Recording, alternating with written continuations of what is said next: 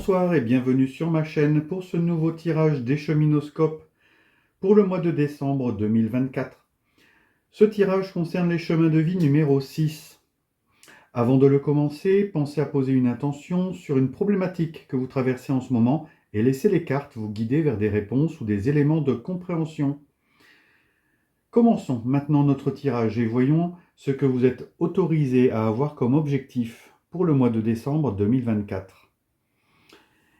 Ici, c'est le 7 d'épée. Le 7 d'épée vous place dans une énergie où on vous autorise à mentir, à arnaquer, à trahir, à voler, à avoir des activités répréhensibles, à faire semblant. Donc sans jugement, ici, on vous autorise un petit peu à, à aller un petit peu au contre-courant des bonnes mœurs. Alors, on va voir ce que le tirage nous dit pour la suite. Le visage que vous montrez au monde, c'est le visage du 8 de bâton. Alors le 8 de bâton, c'est une énergie de tornade, de tourbillon. Ici, vous avez un visage de quelqu'un voilà, qui est un petit peu en tornade. Alors moi, ça me donne un peu l'image du personnage de cartoon dans l'équipe de Bugs Bunny qui tournait sur lui-même à toute vitesse et qui grignotait tout sur son passage. Voilà, c'est un petit peu le visage que vous allez avoir. Taz, le diable de Tasmanie, c'est un petit peu voilà, le changement rapide, vitesse, action, tout s'accélère. Un visage voilà, très, très tornade. Votre force. Pourtant, votre force, c'est le roi de coupe. Et le roi de coupe vous dit que votre force, vous la puisez dans l'énergie du cœur. C'est la compassion, la sagesse émotionnelle, l'harmonie et la bienveillance. Ce sont vos forces principales. C'est votre maîtrise des émotions et votre grande capacité à écouter les autres. C'est votre maturité émotionnelle, votre capacité à explorer les sentiments et à comprendre leur impact. Alors, tiens, c'est curieux pourquoi vous avez cette force-là alors qu'on vous autorise. Ici, on vous autorise peut-être à trouver des moyens détournés d'atteindre vos fins. Pas forcément, peut-être pas forcément mentir, mais en tout cas peut-être dissimuler des vérités dans un premier temps. Moi, je pense que c'est surtout ça. Si on vous autorise plutôt à trahir, c'est plutôt peut-être à trahir certains de vos principes ou à agir différemment de ce qu'on attend de vous. Votre domaine matériel, donc argent et travail, c'est un autre roi. Vous avez deux rois. Ici, c'est le roi d'épée.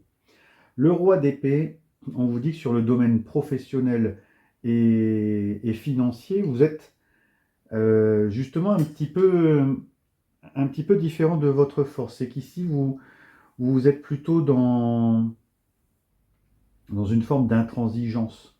Vous êtes plutôt dans la réflexion et pas dans l'émotion.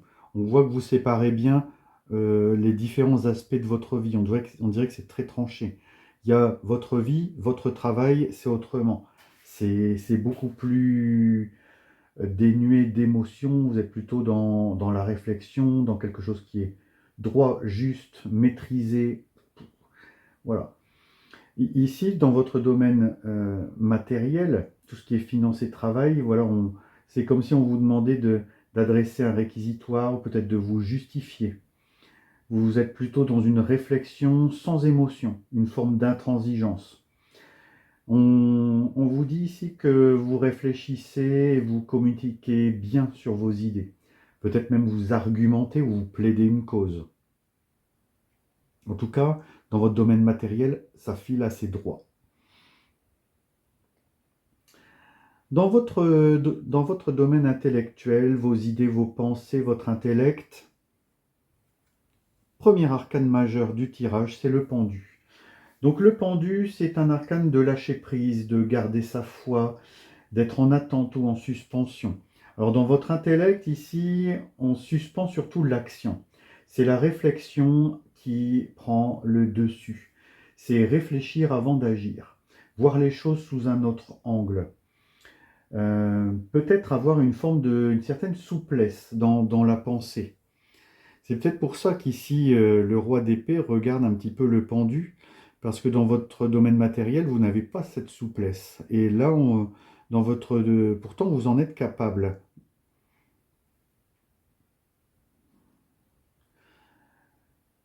Dans votre vie spirituelle, deuxième arcane majeur, et c'est la justice.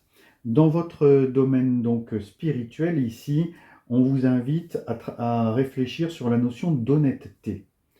Justement, peut-être que l'honnêteté, c'est aussi c'est aller outre certains principes peut-être qui ne vous vont pas.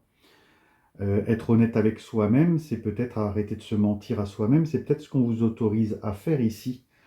Arrêter de se mentir, arrêter de se trahir, arrêter de trahir ses principes. Et ici, on vous demande de remettre un peu de vérité, de justice, de justesse, de peser le pour et le contre. Parfois, c'est vrai que quand on pèse le pour et le contre, on est peut-être amené à faire des choses qu'on n'aurait pas faites habituellement en s'autorisant justement des écarts de comportement par rapport à une certaine éthique qu'on peut avoir habituellement. Ici, dans votre spiritualité, vous remettez la justice divine au milieu de votre vie. Le sentiment d'équité, le fait de décider en pleine conscience, tout ce qui est relatif à des lois, à l'ordre ou à la discipline. Et, sans doute que vous remettez ça justement. Enfin, votre moteur intérieur, ce que vous avez au fond de vos tripes, c'est la roue de fortune. Alors, on comprend maintenant mieux votre tirage. La roue de fortune vous parle de changement, des hauts et des bas, la notion de cycle, des hasards, le fait de saisir des opportunités, de surfer sur la vague. Ici, vous comprenez que le changement fait partie naturellement du parcours de la vie. Et de ce fait, on comprend mieux le tirage, parce que comme vous avez ça au fond de vos tripes, cette notion d'adaptation, d'oser, de saisir des opportunités, justement, peut-être ici, vous vous autorisez à saisir des opportunités qui sont différentes de vos principes, qui vont peut-être même au contraire de vos principes. Et cet aspect un petit peu tornade que vous montrez, un peu girouette, peut-être que les autres vont percevoir un peu ces changements que vous avez en vous. Même si vous ne perdez pas votre bon cœur, vous gardez quand même une certaine rigidité dans certains domaines de votre vie, comme les finances ou le travail.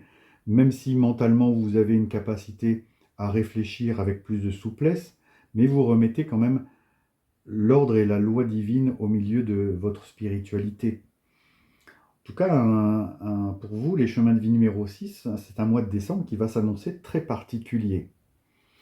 L'univers vous vient en aide et vous propose la rune Gébo.